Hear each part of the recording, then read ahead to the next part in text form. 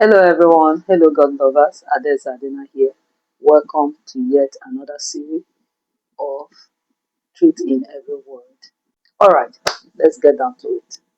So, today in Truth in Every Word, a mother visited the children abroad. You know, a brother and a sister who left, I think, like about, let's say, 5, 6 years back, they left Nigeria, and went abroad, you know. So, will I say in search of greener pastures, as we always say in Nigeria, but whatever it is. So the guy, is into tech, and then all this digital and IT stuff and all that. The sister too, a nurse. So they felt, oh, we'll have a better chance abroad, so let's go abroad. So they left for the UK. Eventually, the sister settled in London, and then after a while, the brother was able to settle down in Scotland because he was working with a company there. So, after a long while, the mom was able to secure a visa to visit the children abroad, and she was so excited. I tell you, she was really very excited, you know. And then getting to London, she met the daughter first. Remember, I said she settled in London and started work. And so they greeted and all that, picked her from the airport. They got home, hugs and hugs and hugs. And then while they got talking, the mother admired the earrings on the daughter's ear. And the daughter was like, I don't know why people love this earring. That was all she said. She didn't even add anything to that. She said, I don't know why people are in love with these earrings. Ah, mom, you know what? You can have it. I think it will even fit you better. And then she pulled up the earring and she, gave it to the mother and she wore it. And oh, she went, oh, this is beautiful. This is so simple. This is so nice. I love it. And the daughter said, I'm glad. At least I have something you like. At least it's like, something to welcome you, for the first time, here in the UK.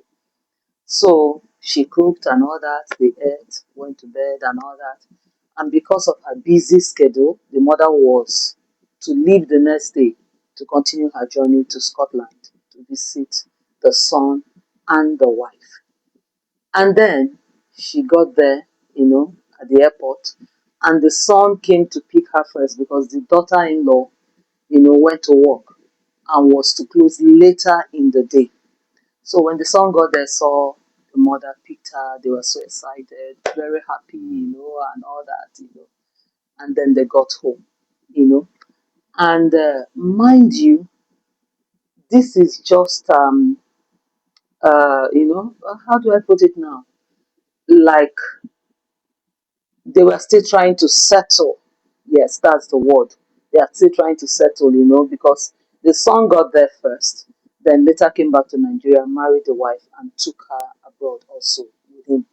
So, getting there, being a couple, they weren't having kids yet, but life was still a struggle, trying to get used to the weather, trying to get to know the people, try to, settle in well at their places of work, so many things were going on. But the mother went prepared because even their dad from Nigeria, you know, gave her some money, say, in case if you get there and things are somehow, please give them this, to assist them in your stay there, because the father was well to do. I mean, that was how he was able to pull all that off. I mean, sending the son and the daughter abroad. So he was well to do. And so when she got there, she after greeting with the son and all that, they got home. And the son was like, mommy, let me show you to your room. And the mother was like, oh no, no, no, no, no, no, no, no, no. Let me wait for my daughter-in-law, the woman of the house, the lady of the house, like like saying the owner, of it all, per se, the owner per se, as in trying to recognize the place of the wife so that she wouldn't be like all these mother-in-laws, who just come in and they do whatever they want to do, which is not right, by the way, you know. So she was just comfortable in the parlor. She was like, let's just stay here, let's talk. How has it been? How has life been in Scotland? How have you been able to settle down? I mean, what's going on? Just let me know about it all. And they were just talking and talking. He said, but mom, why not have your bath? Let me take you to your room, have your bath, get comfortable, eat, and then we'll still talk. He said, no, while we're talking and all that, since your wife will soon be back from work, let's just keep talking. By the time she comes back from work, she'll meet us. I will feel comfortable when she's around. She takes me to my room and all that. That will make me happy. So that was like according respect to the daughter-in-law. And so they got talking and all that. The son was like, Mom, well, things hasn't really been that easy, but we're getting by. We're getting by, Mom. Don't worry, we'll be fine. So the mother pulled out the envelope and said, your dad says to give you this to assist your family.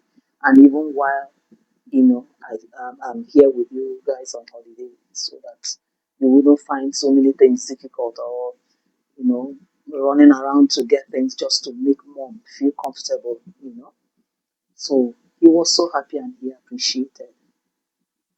And so the daughter-in-law came back, you know. Mommy, you're welcome. And then suddenly her countenance dropped, changed. And the mother noticed and quickly asked the son, was everything okay at home before she left? Did you people have any fight? He said no. I'm even surprised. But she came in with this excitement and suddenly countenance just changed. She just, how is everybody at home? How is everyone in Nigeria? How is daddy? How is everyone? Just. So the mother-in-law was like, are you okay, my dear? He said, yes, yes, I'm okay. Ah, your luggages are still here. Oh, okay, let me take you to your room. Ah, she now called the husband. Oh, I thought you would have taken her. She now said no. She insisted on waiting for you to come back from work before she would settle down. I believe she just wanted to accord, some form of respect to you as the woman of the house. And I said, okay, mommy, let me go and keep your things and all that and all that. But at that time, the mother-in-law didn't want to stand up again. Not because she didn't want to get comfortable or go and have a bath and come back and have something. Because she hasn't had anything since she left the daughter's house, and that should be breakfast before she got there later that day. And so she just said, no, you know what, don't worry, just carry my luggages to the room and whatever, and then I think after eating, then I'll go and have my bath. So let's sit down and still talk some more and all that. But she was just checking within herself, have I done something wrong? Trying to retrace her steps since she came. She said, no, I haven't done anything wrong. Why did she come in with this excitement and then suddenly, what's going on? And she was trying to sort herself there. So she now came and said, oh, okay, you've had some refreshment. Let me get to the kitchen and quickly make you something to eat. And she got to the kitchen. She quickly made something for the mother-in-law to eat. And then they all ate and did all that. So when they were done eating, the mother-in-law was still in the parlor with the son, and she was, oh, what a meal. And then the daughter-in-law came out and said, mommy, please, if you're done, I'd like to have my earrings. I'd like to keep them. I don't like people touching my things without my permission. Remember, this is truth in every word, none fabricated whatsoever, none. So she went, mommy, we're done eating, please, let me have my earrings. Please, I'll just have you know that I don't like people going into my room and taking my stuff without my permission. On the mother-in-law's first day in their home. And the mother-in-law was like, oh my dear, what earring? He said, the ones you're wearing. Please let me have them back. I would like to go and keep it so I can like freshen up, have my bath, get ready for work tomorrow. So the son was going to flare up and the mother-in-law held him back, just put his hand and said, wait. He said, my dear, if you have this pair of earrings, could you go back to your room and check? They should be there. I don't have the habit of taking things that are not mine.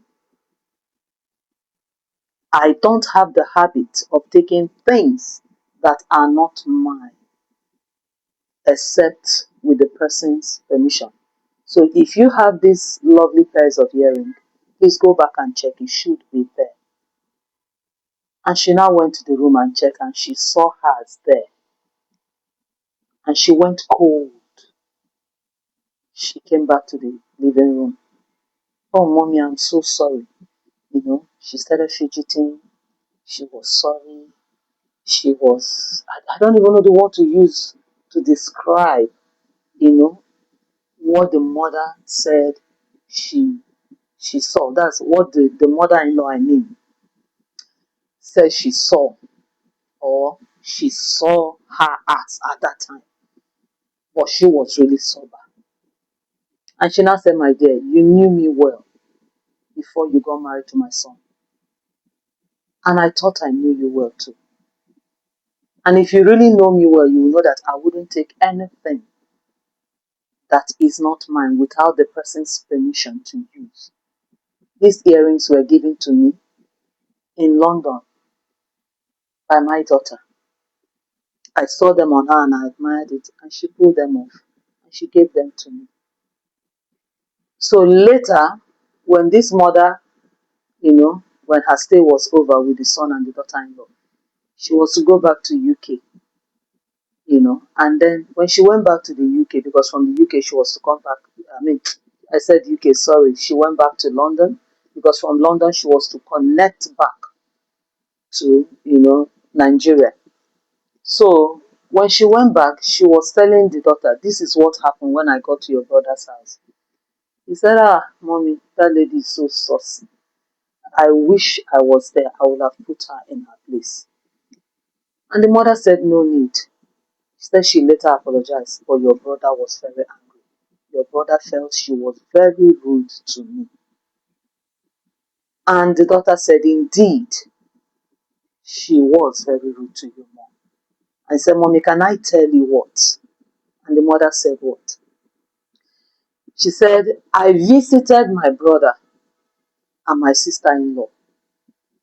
I had that pair of earrings when I went there. And she said, mommy, do you remember me saying, I don't know why people love this earring. Once people say they love this earring, she said, yes, I remember you saying something like that. It's okay. He said she saw it and fell in love with it and said, oh, I love this earring. Pull them off, pull them off, pull them off. I want it. Or I give you money, then you get it for me. So I can't remember now, but I think the sister-in-law pulled it off and gave her, not collecting the money, or might have collected the money. Then when she got back to London, she now replaced them. She went back to the shop and still got the same pair of earrings, And the mother laughed and said, isn't life funny? To think that she first saw these earrings on you and asked for them, and you happily gave it to her, and she's your sister-in-law. Then I didn't even know that something like that played out, and then you got back the money or got back to London and then had to go and replace the earrings because you loved it. And then when I came, I still fell in love with the same earring, and you quickly pulled them off and gave me. So why did she treat me like I was another person? Or, she that show or whatever she put up, it wasn't called for. It wasn't called for. You should have just enjoyed your evening with your mother-in-law, have a nice time, and then be sure, even before you made the comment, before your countenance and all that dropped, you went into the room to drop your bag. You should have gone first to check if your pair of earrings are there. So you wouldn't accuse your mother-in-law wrongly. That was not the day. That was not the time. So I just don't know. I just don't know. All right, all right. So that's it today on Truth in Every Word. Hope you enjoyed that story. Well, when it comes to the elderly, this is my take. We will do well to respect the elderly. Let me take that again. Do well to respect the elderly until they give you a reason not to. And even when they give you a reason not to, please handle everything with wisdom, understanding, and maturity if you can. By saying wisdom, maturity, and all that, I mean if it means walking away till the person is calm to reason with you and then understand you, it will make sense than you just throwing words out there, forgetting that one day you too will be called the elderly one. You understand? I don't know if you've had that phrase, what goes around comes around. Yeah? What goes around comes around. Yeah. I don't know how many of us have had that phrase. But I think it's a popular one though. You might be young now, but one day you're going to be old. You might just be a daughter-in-law now, fighting a mother-in-law. Well, one day you're going to be a mother-in-law too. How about that? You know? So always leave a space for consideration. Okay? Knowing that when you get to that age, you will like to be respected too. You will like to be treated well, not like a thief. Not like a thief. Why I'm saying this is that many times we younger people, well, I'm in my middle age now, but I still like to call myself young. Never mind, just playing around. So the young will always tell some elderly, even when you see your white hair, where's the respect? You see the way you're behaving. Forgetting that one day when you are old, remember you must not behave that way too. So start sorting yourself out. That bad habit, that character that is not good to display. Start working on yourself because one day you're going to be called the elderly one too. And then people will want to see how you're going to play your life at that time because, especially if you happen to be somebody who used to talk about the elders who wouldn't respect themselves. So let's always bear in mind to treat people the way we will want to be treated. And let's remember that the book of Romans 12:18 says, as much as it lies within us, let's follow peace with all men. So whatever you can to handle the situation well. So when people look back, they'll say, no, the person did well, they handled it well. So just let people know that you can handle things well, you can be trusted. You don't just have to be that kind of a person that, especially our Gen Zs these days. So whether Gen Z, Y2K babies, my own generation, I don't know what they were called. All I would just want to tell us is please, let's tread with caution. Okay? Alright, God lovers and friends, I love every one of you. I want to thank you so much for watching. Please don't forget to share if you enjoyed this video. Then also subscribe if you can, that would be nice. And then, most importantly, whatever your thoughts are, please do express yourself in the comment section and we can get to talk. Alright, that's it today on Truth in Every Word. Enjoy the rest of your day. I wish you God's blessings. Ciao. Bye.